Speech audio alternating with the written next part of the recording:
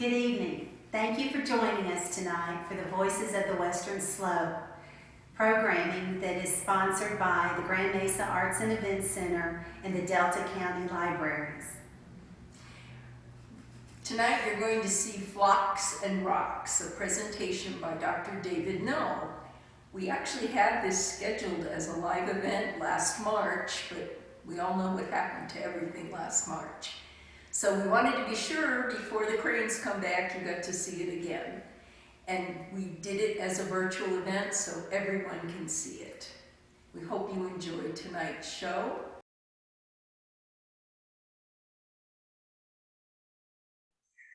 Good evening, everybody. My name is Dr. Dave No. I'm with Colorado Detours, a guided tour company based out of Paonia, Colorado. And tonight I'd like to share with you some relationships between a type of bird that regularly visits Western Colorado and the topography and the geology in the area. Let's jump right to the slideshow here, because I know that you want to see it. Thank you for joining me tonight. The name of tonight's presentation is Flocks and Rocks, and it's the true story of Sandhill cranes and fruit growers' reservoir in Western Colorado.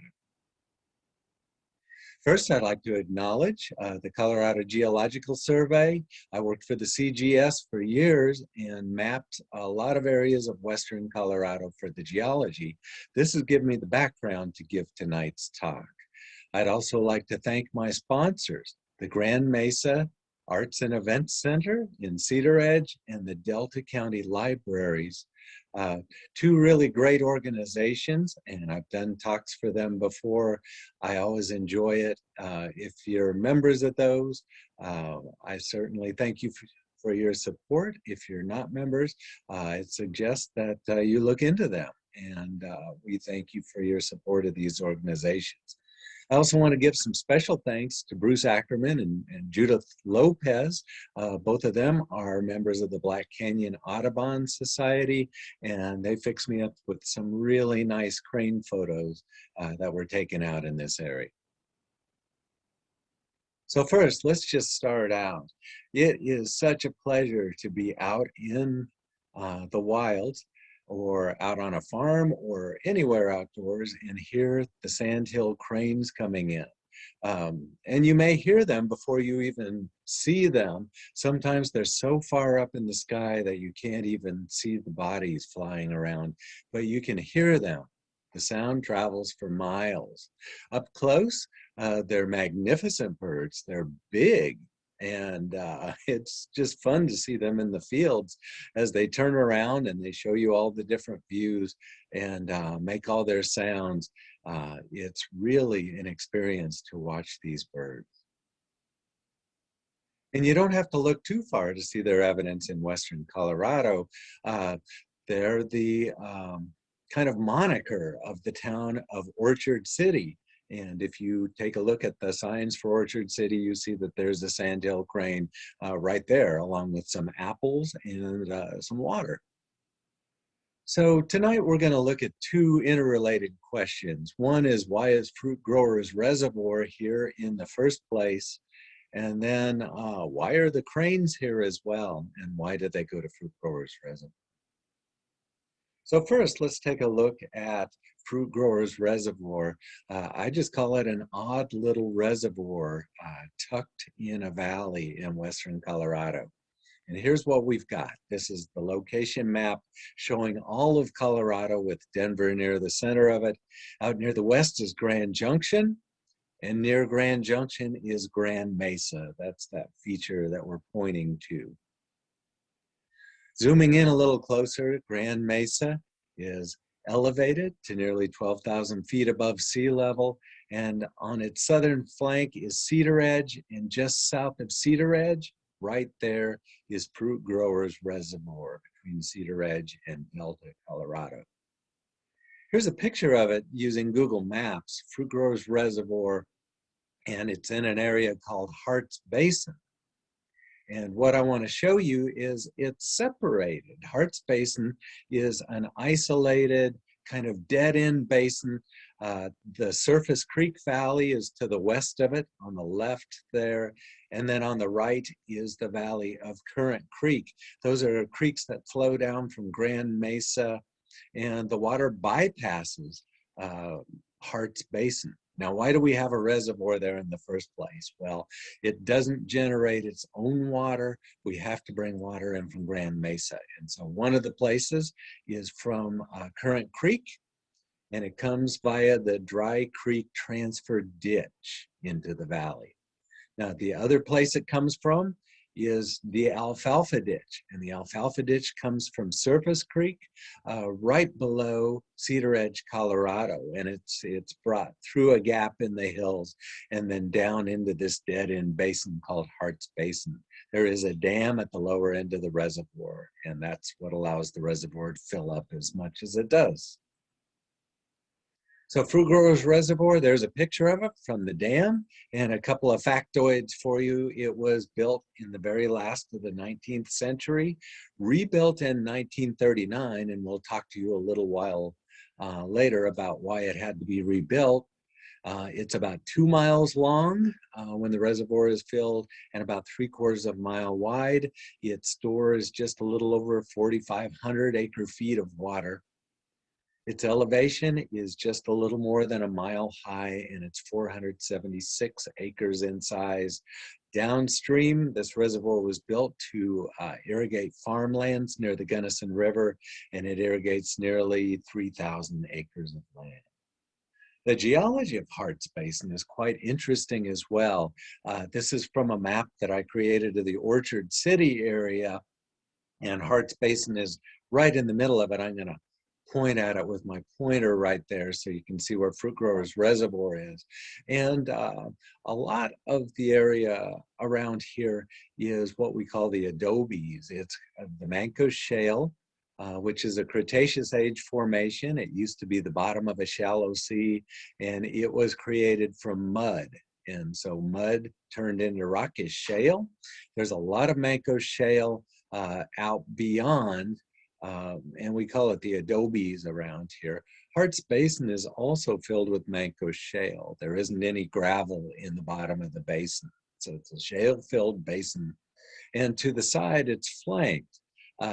There are some higher mesas, higher gravel-capped mesas, like Antelope Hill, which we've shown a circle in red around the label for it, and Cedar Mesa, which is off to the northwest. So it's ensconced, kind of tucked in behind those high mesas. Also to the northwest, which is over this way, is the Surface Creek Mesa. That's what Cedar Edge and Orchard City are built upon. Those gravels come down an ancient valley, and they bypass, for the most part, this Hart's Basin area. We'll look at that relationship a little later.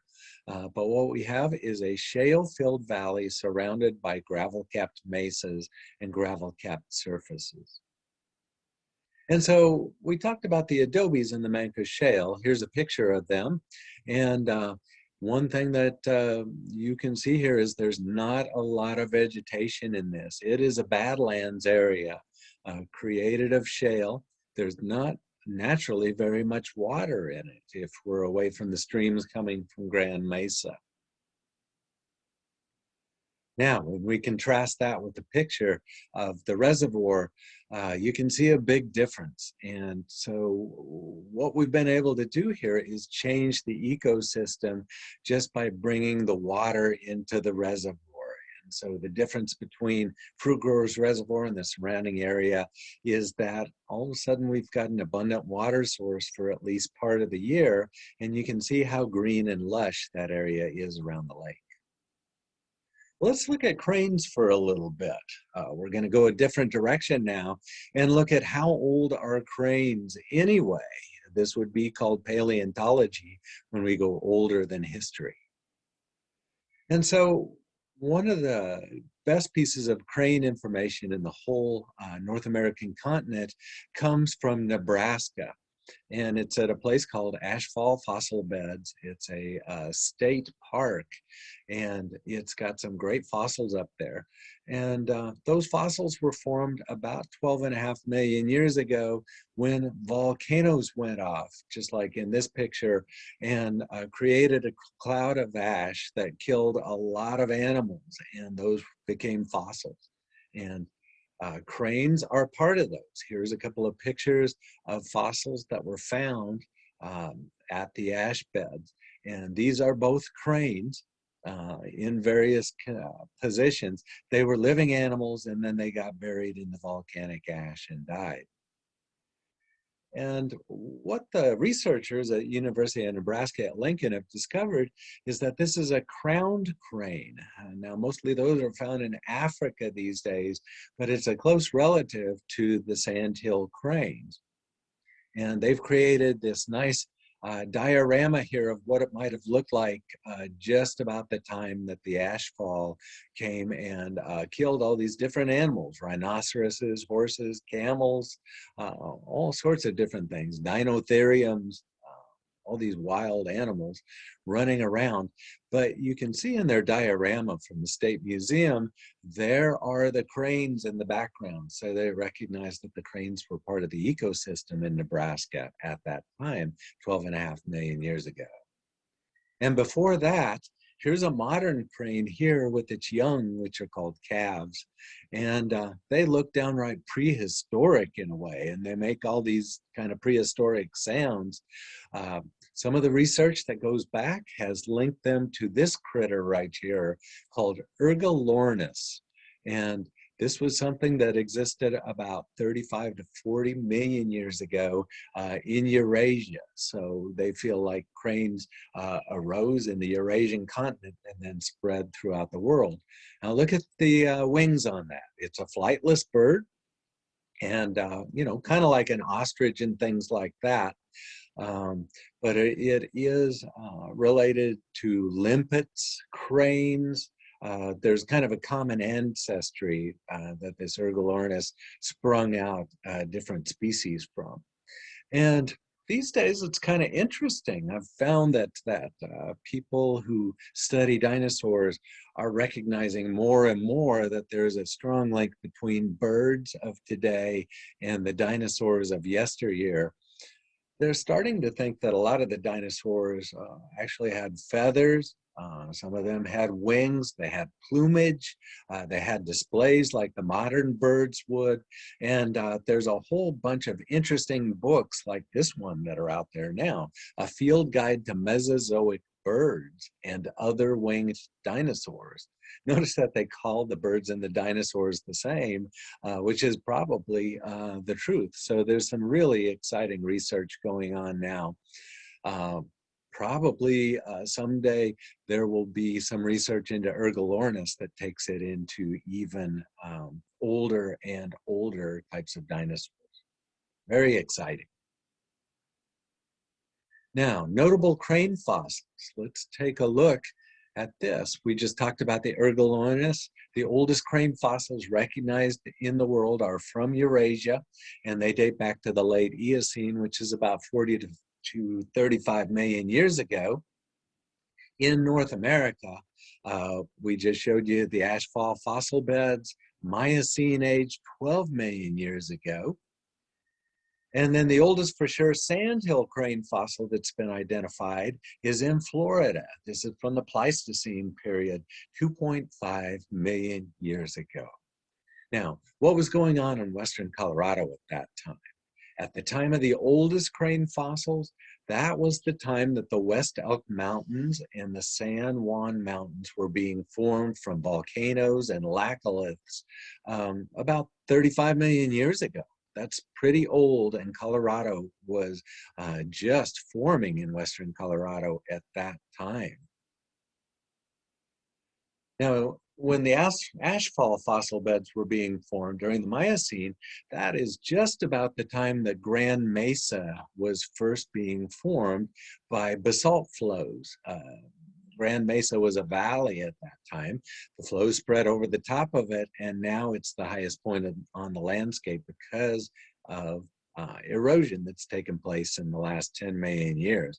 But there were cranes around in North America when Grand Mesa was being formed.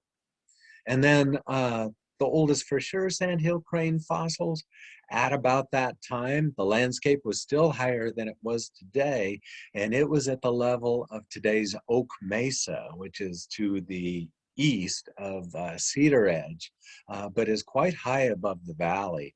And during that time, there were sandhill cranes in North America. And when you kind of take a look at sandhill cranes or just cranes in general, as far as the lifeline that goes back into evolution, they are the oldest living birds on Earth, which kind of explains why they're so weird and creaky and make all these strange dinosaur sounds. They really are our strongest and longest link into the past. So now that we know something about cranes and their history, let's see what the sandhill cranes are doing today. Let's go on a journey and follow this migration that they have between their wintering grounds, which here in this map are shown as blue, and then their nesting grounds, their breeding grounds, which are shown in the reds. In between are the migration routes, and the cranes will migrate twice a year up to the northern part of North America. There are different populations of cranes, and the population that we're interested in is called the Rocky Mountain population of greater sandhill cranes. It's a real mouthful, but what it means is that there is one part of the species that lives down in Mexico and up into New Mexico during the wintertime, and then they fly up to places in northern Utah, into Wyoming and Idaho, Montana, and up into Canada to do their breeding during the summer. And they are flying right up the Rio Grande Valley and then through Colorado on their way up during the spring. There's about 18,500 birds in this population. That does vary year to year because of how the winter has gone, predation, and the general health of the population. And then all of them stage in the San Luis Valley, just to the south of us during the spring migration. So it's kind of a funnel. They all come up to the San Luis Valley and then they disperse a little bit when they go to the north. Here's a Google map that shows the Rio Grande Valley to the south, Monte Vista National Wildlife Area in the San Luis Valley here, and then the Grays Lake Natural Wildlife Area in Idaho. And so all of the cranes start down to the south, they go to Monte Vista, they disperse a little bit, but an awful lot of them go up to Grays Lake. And we'll take a look at this red star, and that is our area. That is Fruit Growers Reservoir. So you can see that it's right along the way.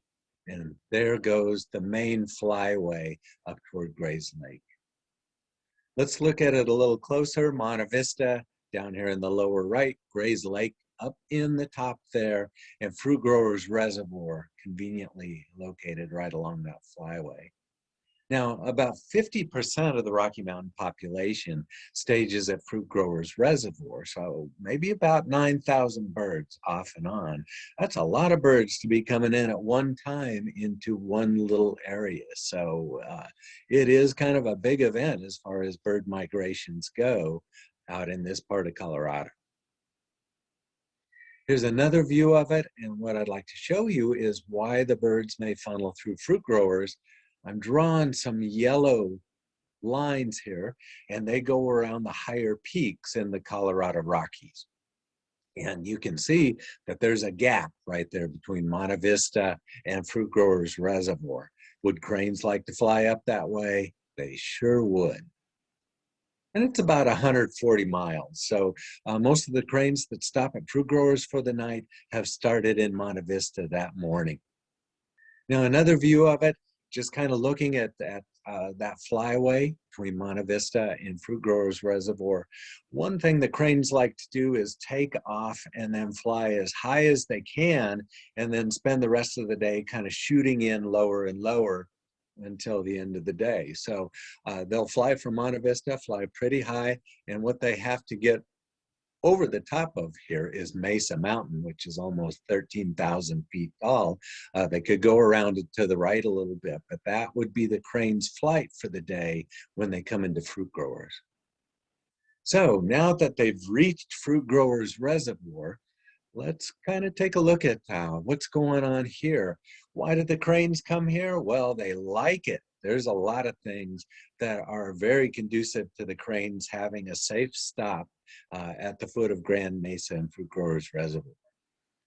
And one is that they can go to a shallow water roosting site. Fruit Growers Reservoir is very shallow, so there's a large area of shallows that goes out into the water. The cranes like to wade out at night, like in that upper left picture, and be safe and away from coyotes and dogs and other types of things.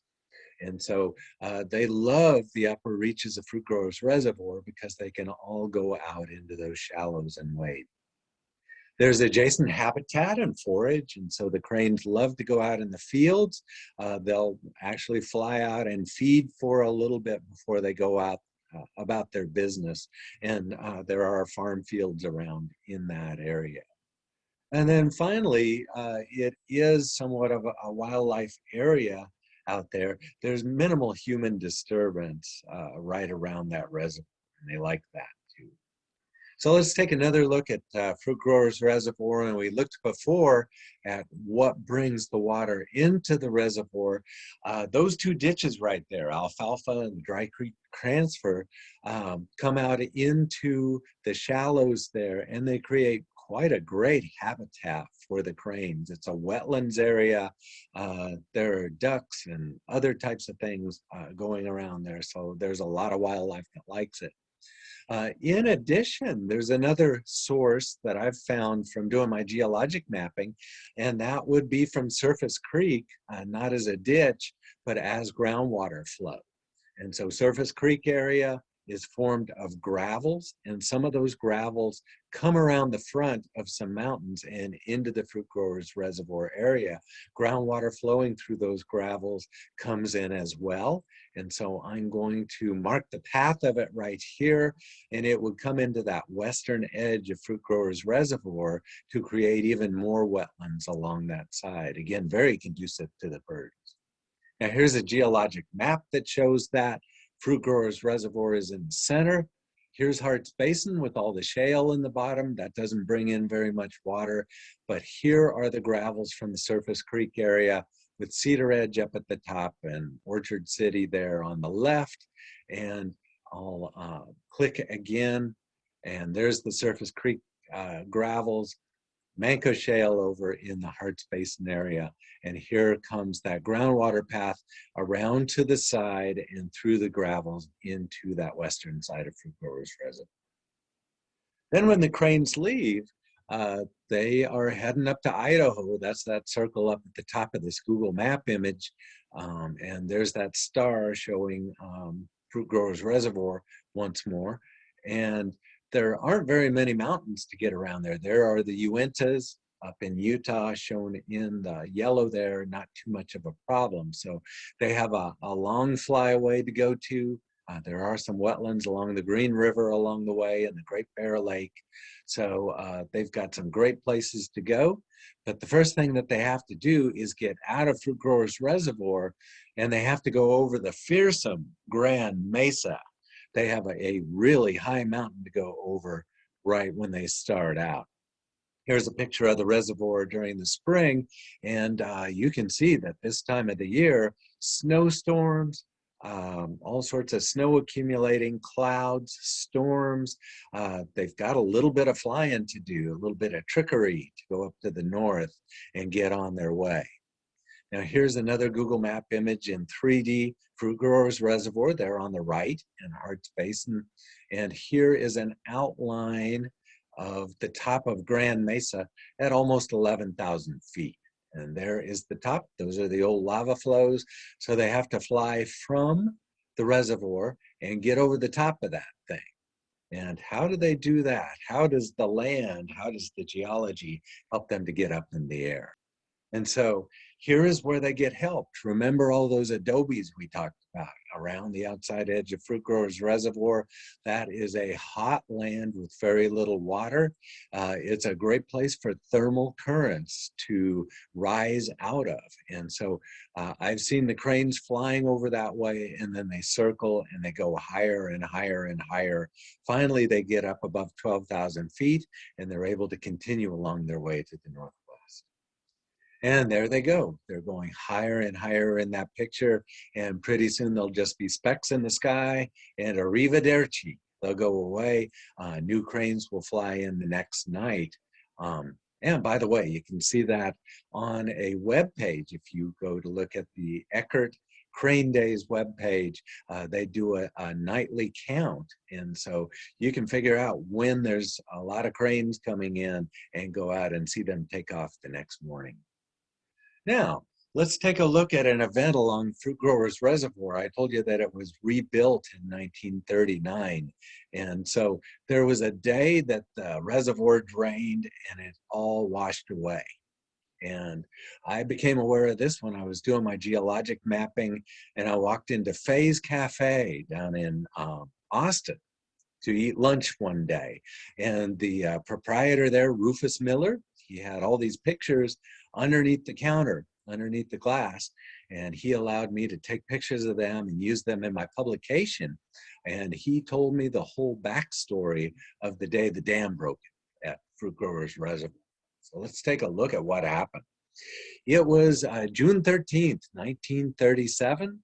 It was a banner year for runoff, and the reservoir became filled with runoff.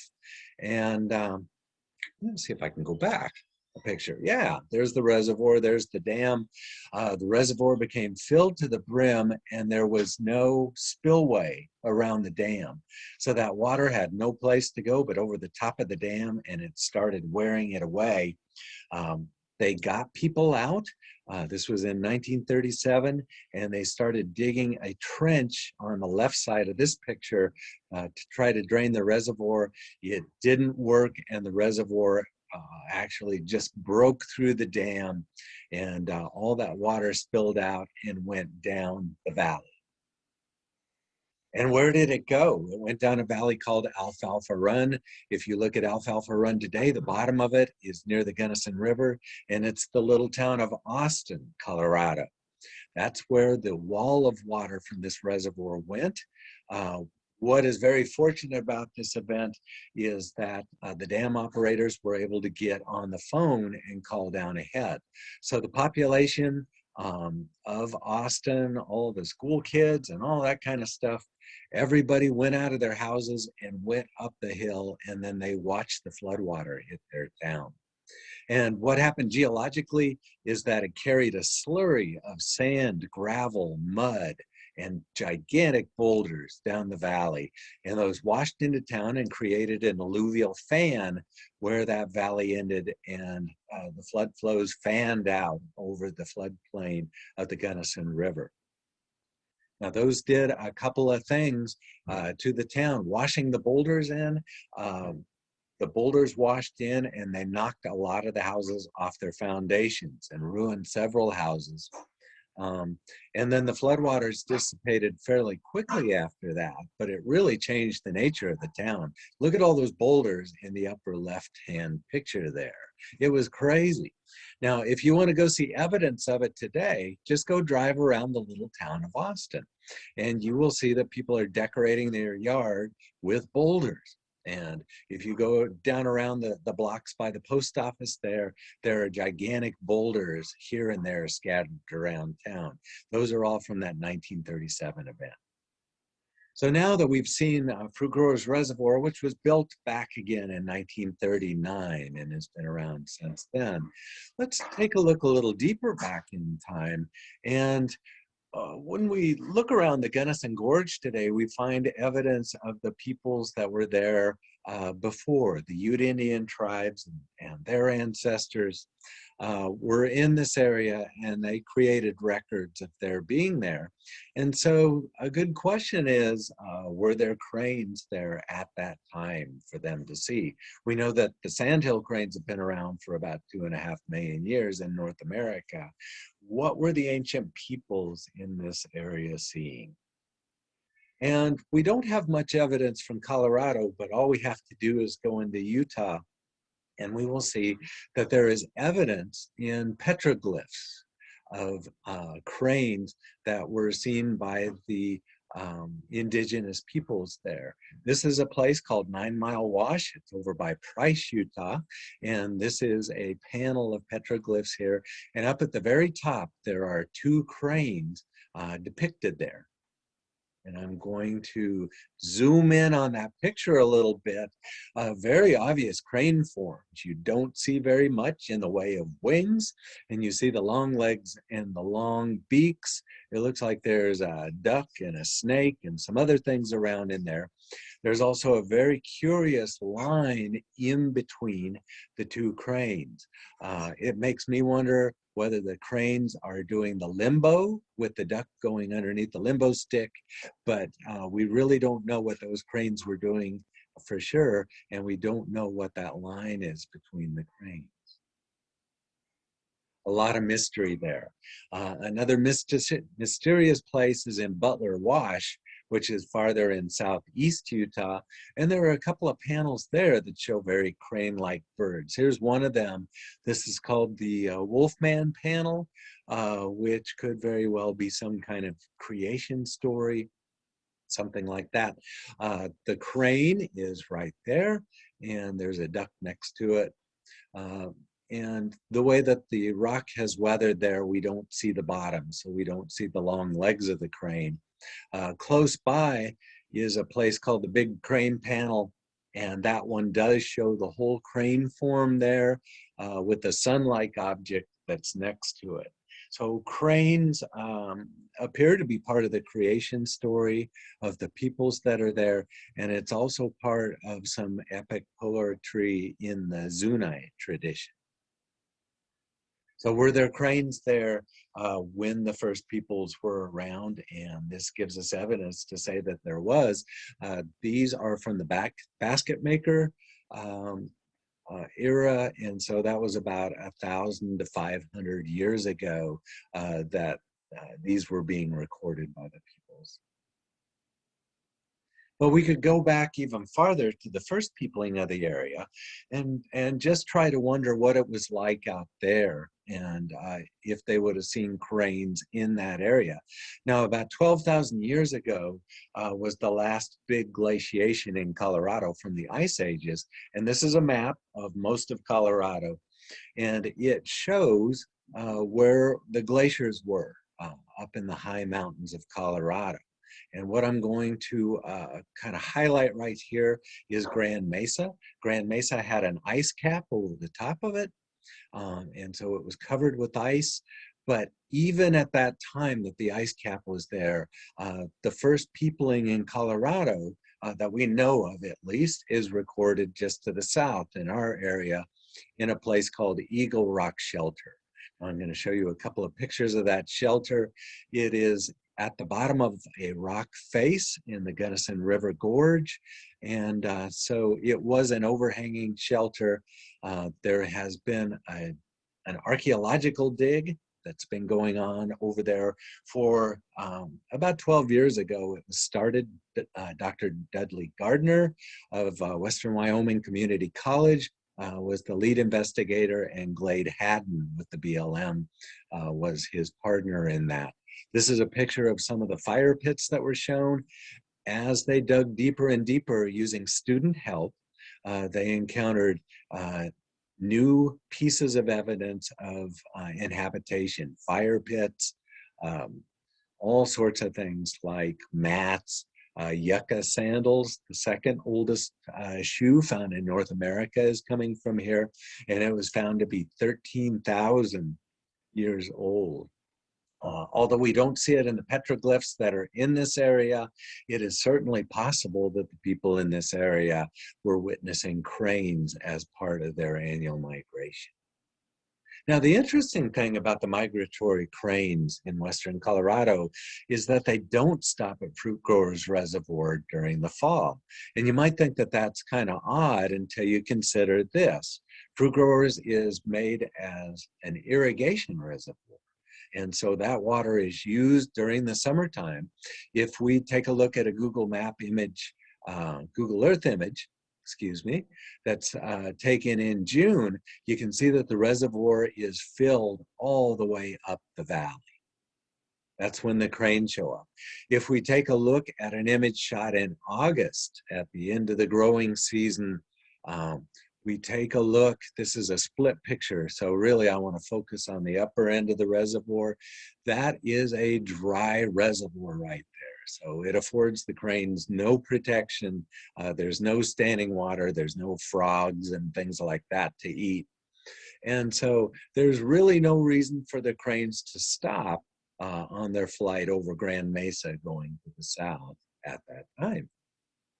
Now, a new wrinkle that we have in the area is that we've got a growing winter population of sandhill cranes.